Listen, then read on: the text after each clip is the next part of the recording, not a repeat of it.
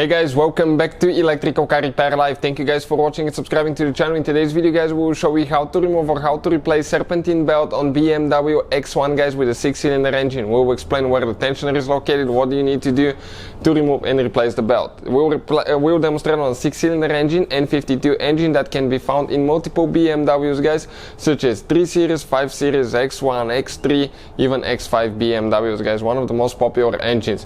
Before we start, let me introduce you to the channel. Every single car we get at the shop, we make at least 200 free repair videos guys. Why we do that? Because our mission in the shop is to save you as much money as we can. All we need in return, please subscribe to the channel and like the video so we can keep providing that free information.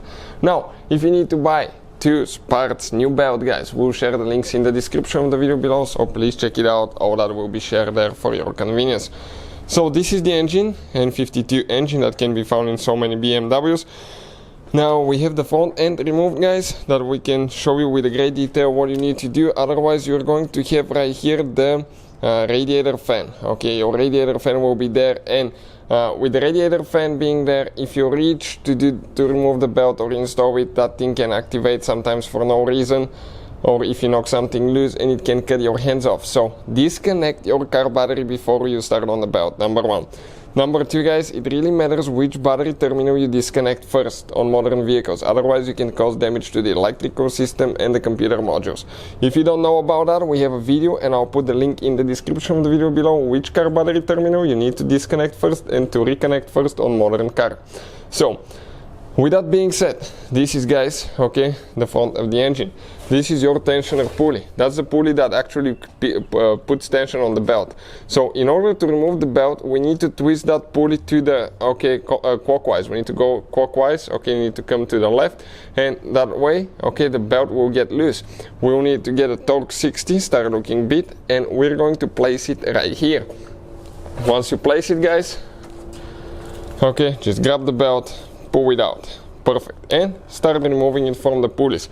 Now depending on which model we have, configuration and all that stuff, you may have different pulleys. So what I usually do, I take a picture before I remove the belt so I can install it exactly the same way. But other than that, okay, pretty simple guys. And if you need to buy a new one, we'll share the link in the description of the video below where you can purchase one from. This is the belt, okay, right here. We'll be ready to install it now.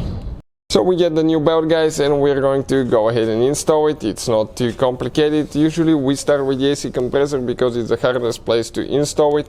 And again, depending on the configuration and the model, you may have electric power steering pump, you may have a hydraulic like ours, so it really depends. But pretty much guys, okay, you just install it the same way you had it before. The last pulley to go is actually the pulley. The easiest thing will be to do the tensioner pulley. In some cases, okay, some people, what they do, they actually remove it, okay, from the alternator. So they do the alternator last, okay, like that, so you can reach on top easier. Okay, it's up to you guys which way you want to go. You can see, and we installed it. So hopefully the video will be helpful. Thank you for watching and see you guys next time.